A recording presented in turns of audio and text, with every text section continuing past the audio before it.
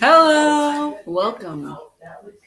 Yeah, this is RWBY Princess Talks? style, and I think we are going to call this RWBY Talks. Yeah. So we did a couple of these before, and we're going to do them again, but we're going to make it shorter this time because It was ridiculous. it was ridiculously long. So today's subject, as you probably will see in the title, is the RWBY show's plot in general. I wanted to do characters, but she said do the plot first, then do the characters. And I'm like, okay, there's lots of interesting things to talk about with the plot. And if you've watched our previous videos, you know, we do talk a little bit about it in how it relates to all these great stories that we've either read, watched, or heard of, or maybe watched YouTube breakdowns of, depending on how you look at it. Of course, that one I had to read for an English class. Never say college didn't do anything for you. Anyway, that one. Yeah. All right, so first we're going to go over some themes of the different seasons. So volume. And then we're going to discuss some of the smaller things within those themes. So basically, like overarching plots in this. Yeah. All right, so I'm going to let you announce the season's general theme, and then we're going to break it down into the smaller pieces. All right.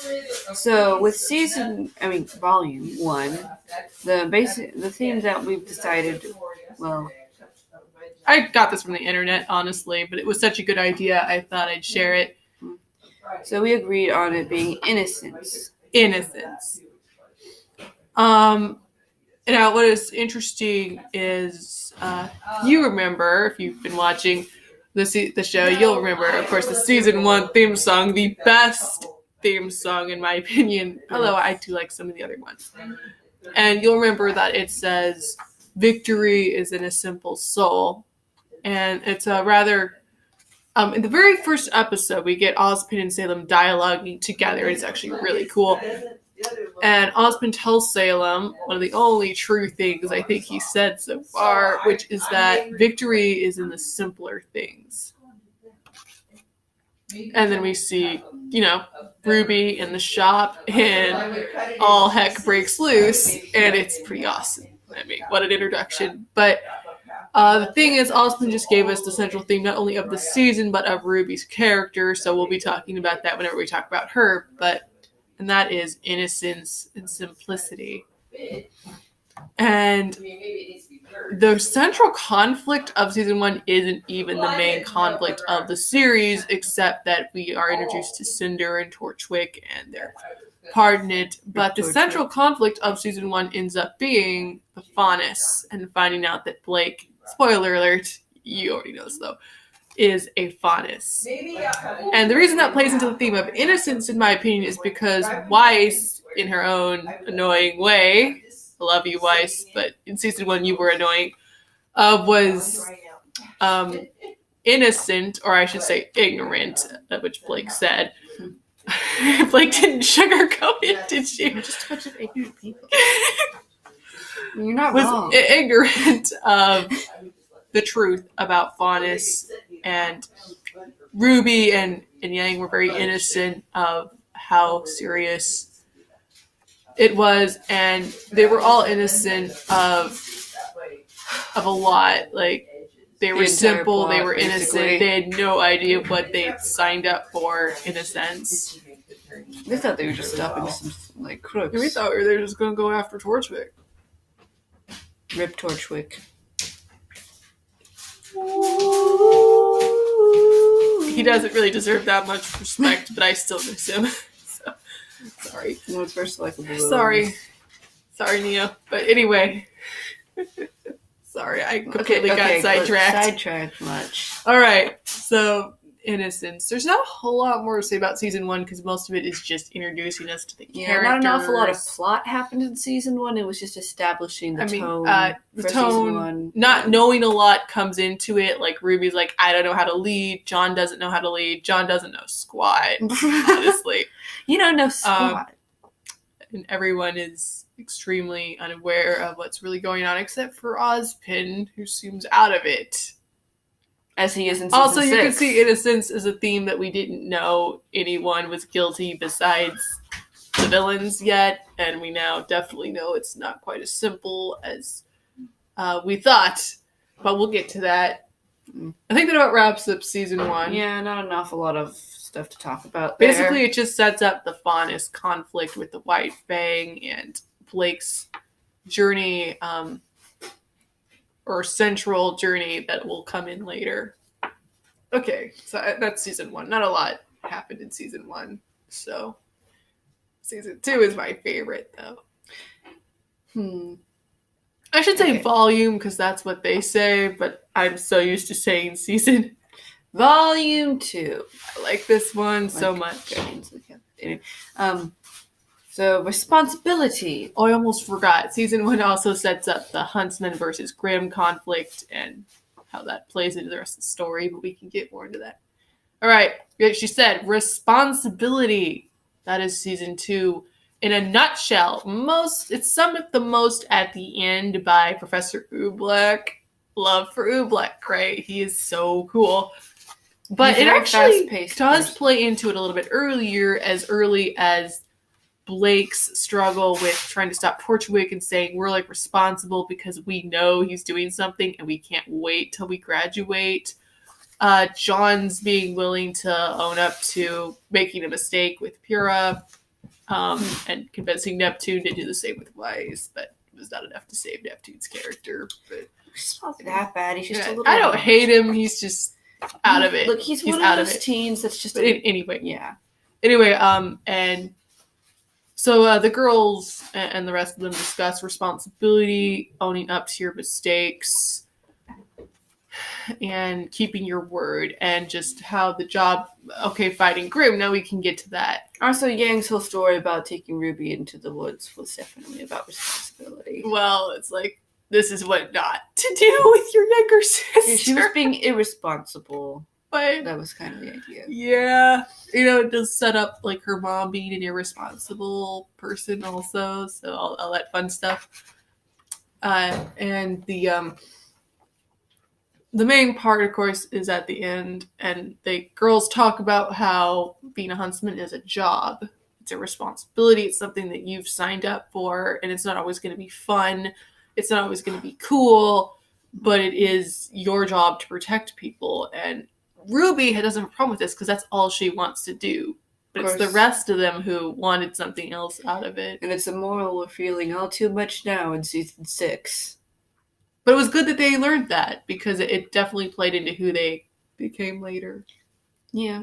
Volume 3. As everything you learn does. Death and sacrifice, for the kids. For the kids!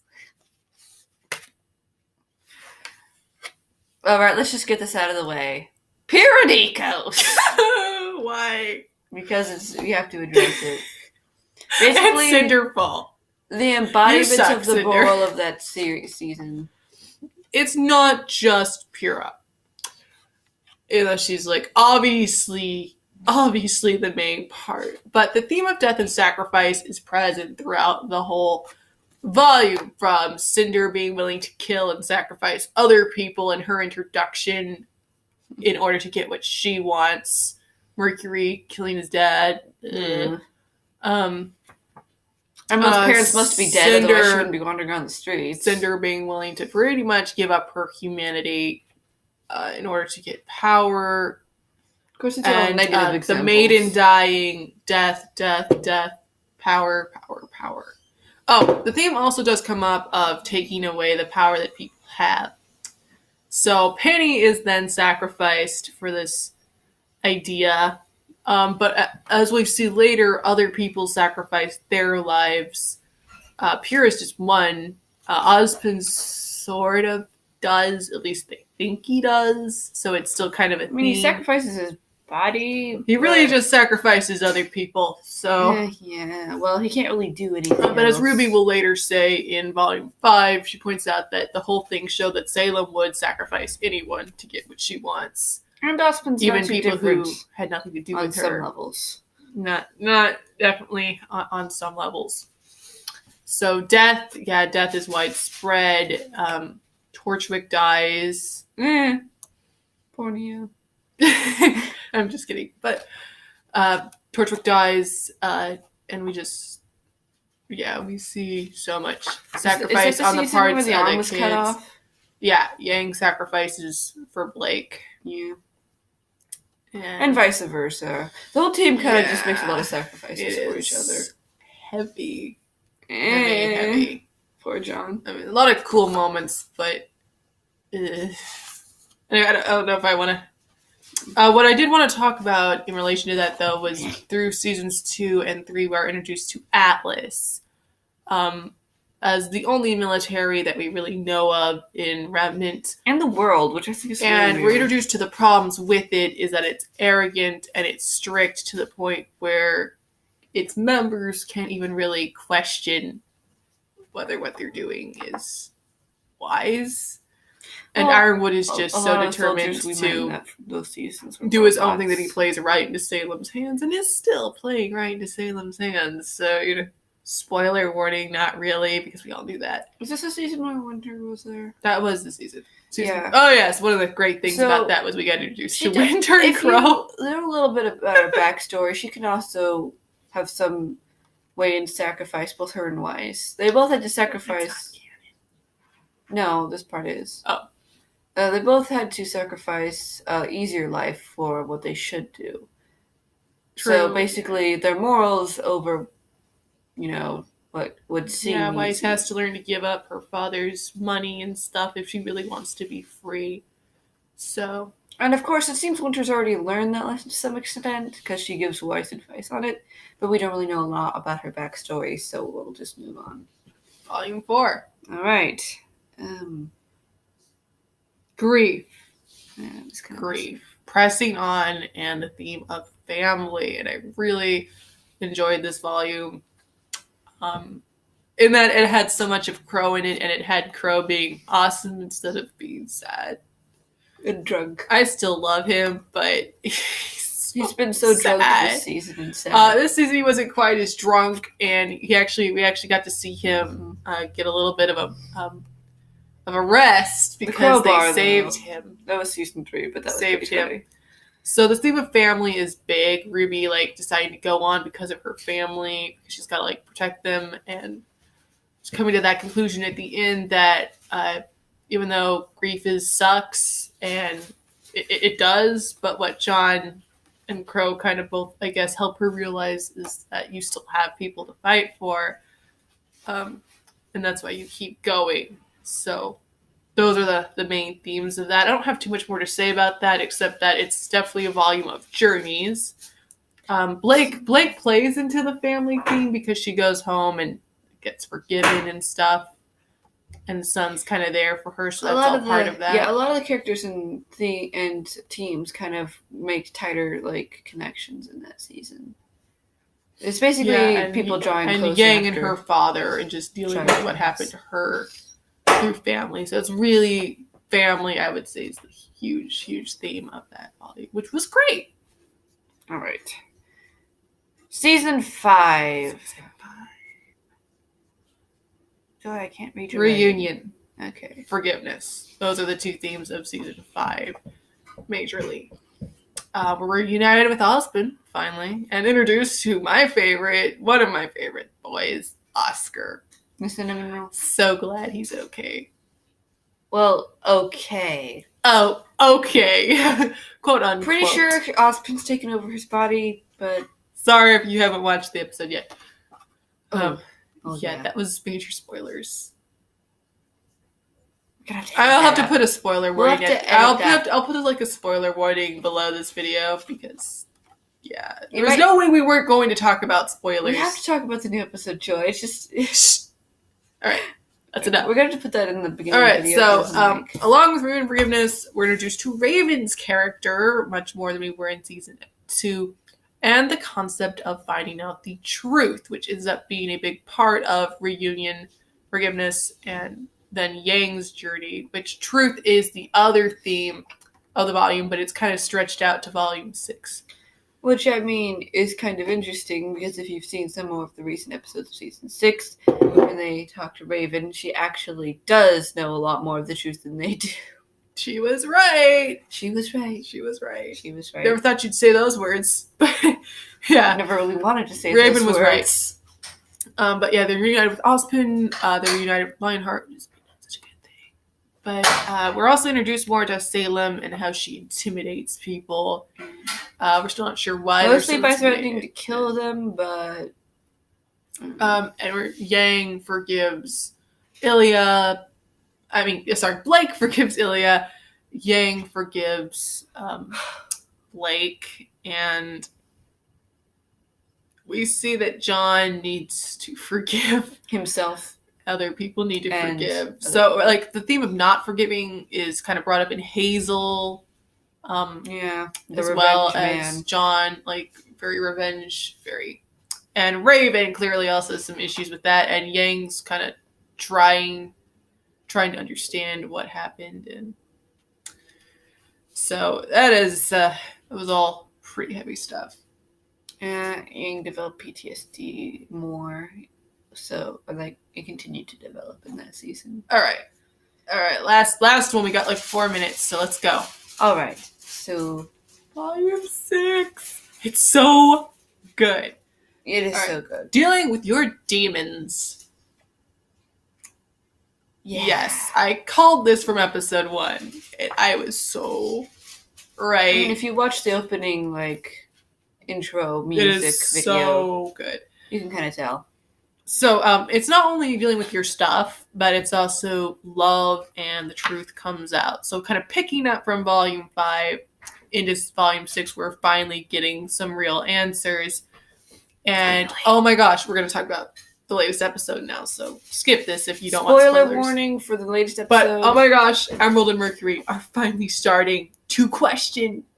They're getting character development. They're starting to wonder. Acting like normal people. Mercury is preaching some truth. That was the most unlikely source. And Tyrion, an even more unlikely source, even though he didn't was actually throwing it down. He was just like, you guys are stuck. Like, you guys need to be real about this. Either you're insane. So I would have expected Hazel to say that, but not Tyrion. But Tyrion's just so insane. Where is Hazel? He left. I don't know where he went, but he's not there. I assume he was sent on a mission, but that just raises more questions. Maybe he was just in another... I don't know. I don't care.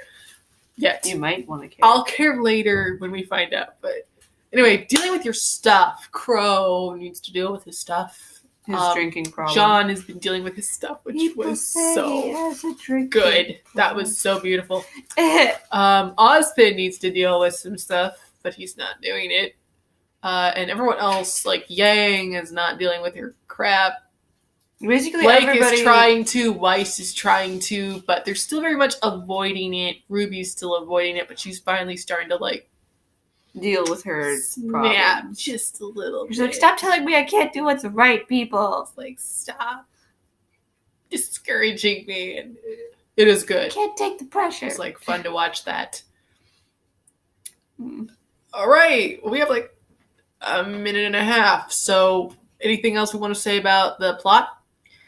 What's the overarching plot of the show, would you say? I'd say darkness versus light, maybe? Yeah, in many parts. And it's about, like, inner darkness and inner light also. It's also about how you need to keep, like, sight of what you're fighting for, what you believe in. Otherwise, if you could become like Ozpin. True. And it's also about how you can sacrifice yourself, but you should not sacrifice other people for you. And you shouldn't sacrifice what you fight for. And one of my favorite themes, love is what powers you to keep moving. Yeah, caring for the people who affect your life. But it has to be the right kind of love, because as we've seen, the wrong kind can be pretty messed up. Salem, why? Emerald, why? Ozpin, why? Everyone, why? Why? Curse, I guess, I don't know, is it still better than having no love at all, like Cinder, or is that worse? Depends on your perspective, I guess.